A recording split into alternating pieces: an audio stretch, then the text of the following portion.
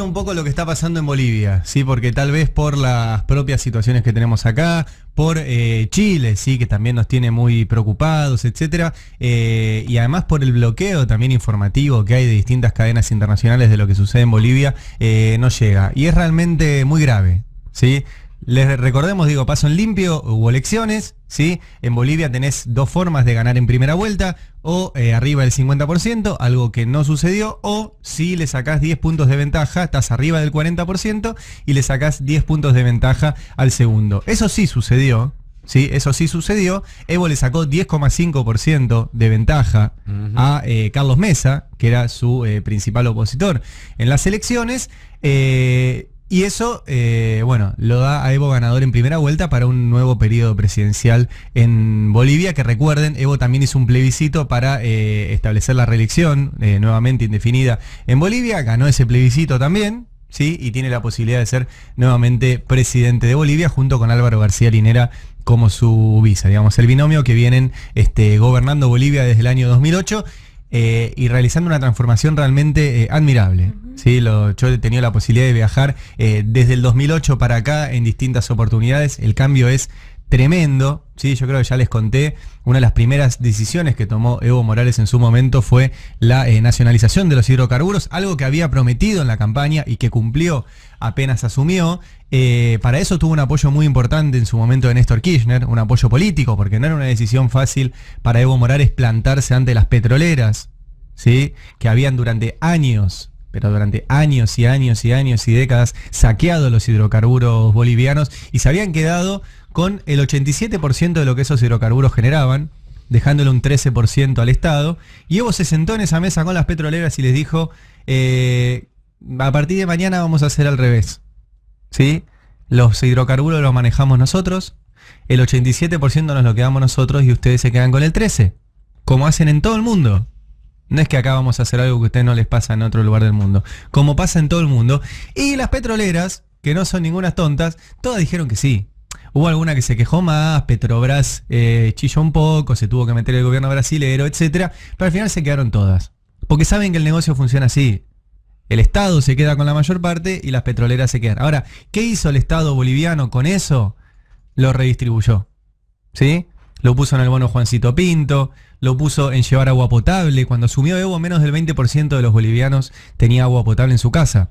Hoy prácticamente todos los bolivianos tienen agua potable en su casa. Eso obviamente reduce la cantidad de enfermedades, genera mejores condiciones de vida, hicieron rutas, estaban haciendo red de gas. O sea, Bolivia exportaba gas y no tenía red de gas propia. O sea, vos estás en La Paz y tienen garrafa, ¿sí? Y nosotros acá tenemos casi todos, bueno, en muchos lugares de las provincias, ya me van a llegar los mensajes del interior de la provincia, que en muchos lugares sigue siendo con garrafa, pero acá en las ciudades tenemos gas. En la provincia de Buenos Aires, ¿sí? Digo, de hecho te vas un poquito más allá con Urbano, sí, y también hay garrafa. Sí, pero en Bolivia era una cosa insólita porque producen eso. Bueno, y básicamente el proceso boliviano es eso, es independencia económica, redistribución de la riqueza, inclusión. En Bolivia había una cantidad impresionante, pero contigo impresionante, cerca del 20% de la población que ni siquiera tenía documentos.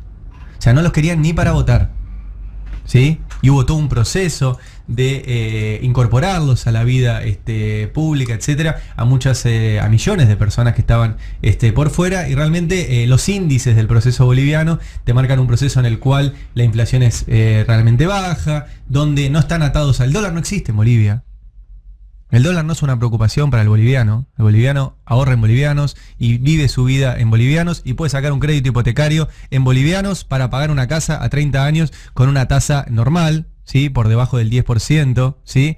Vayan ustedes acá en la Argentina a sacar un crédito hipotecario y si consiguen una tasa abajo del 10% lo saco yo ya, ¿sí? No existe.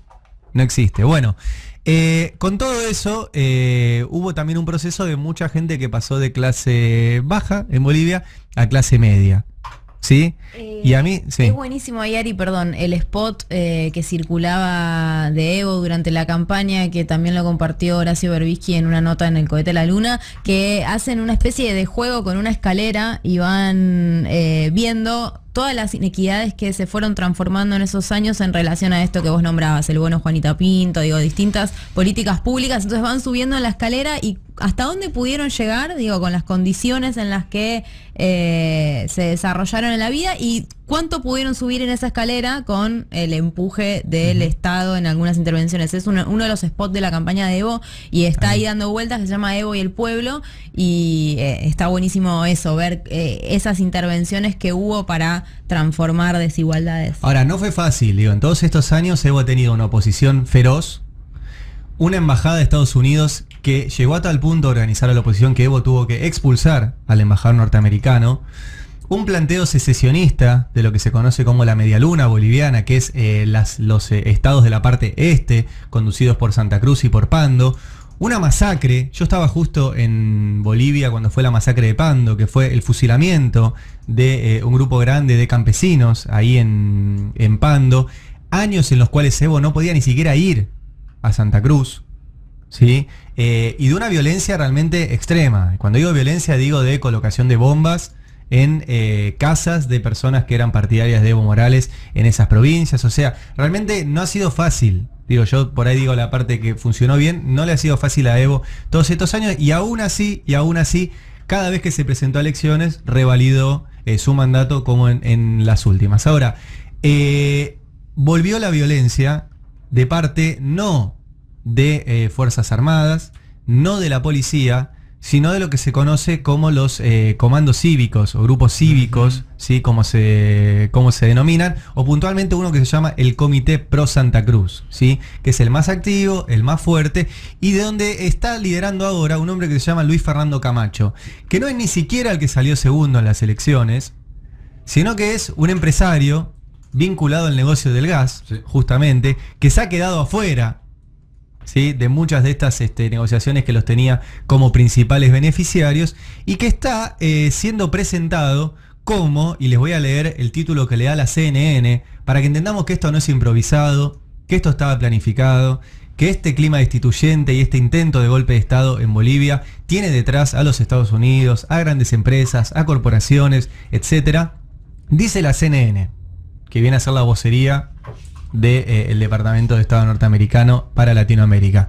Así es Luis Fernando Camacho, el líder opositor boliviano que le dio un ultimátum a Evo Morales.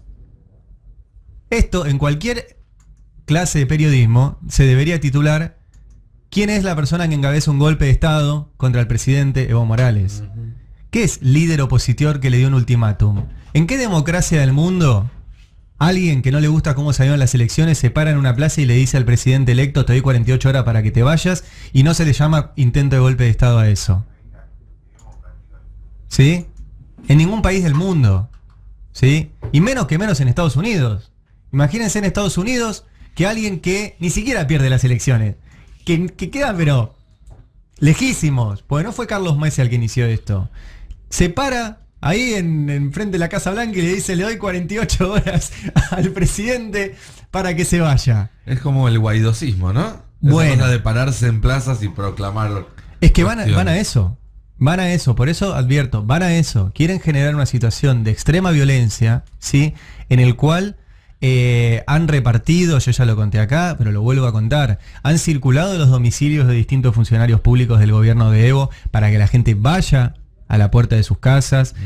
Han hecho retenes en distintos puntos de ciudades de Bolivia donde no dejan pasar a la gente y la intentan identificar a ver si apoya o no apoya a Evo, y si lo apoya la hacen pasar mal. Hay circulando en las redes de ayer un video muy impresionante sobre la alcaldesa de la ciudad de Vinto, Patricia Arce, una alcaldesa del MAS.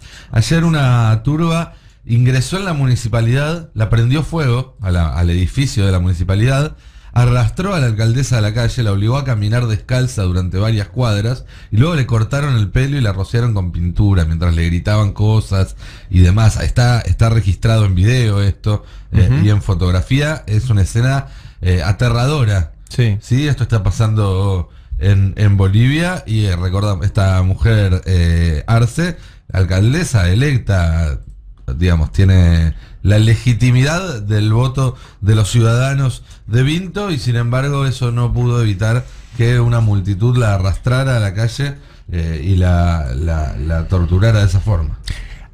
No le pasó solo a la alcaldesa. Por ejemplo, estoy viendo imágenes de la casa de la ministra de Salud, de Bolivia, de Gabriela Montaño, hemos hablado con ella en alguna oportunidad. Le han destrozado el frente de la casa, ¿sí? Se lo han destrozado.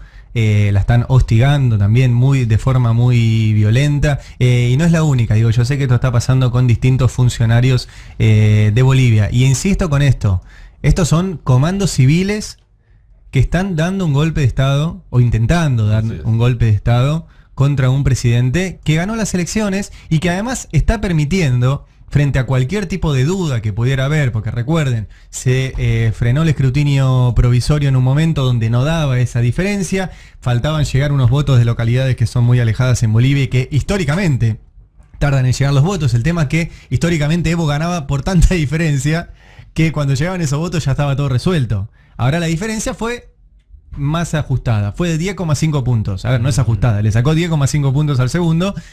Están peleando para ver si esos 0,5 se lo pueden sacar e ir a una segunda vuelta, y Evo ha permitido que haya auditoría de la OEA, de la Unión Europea, etcétera.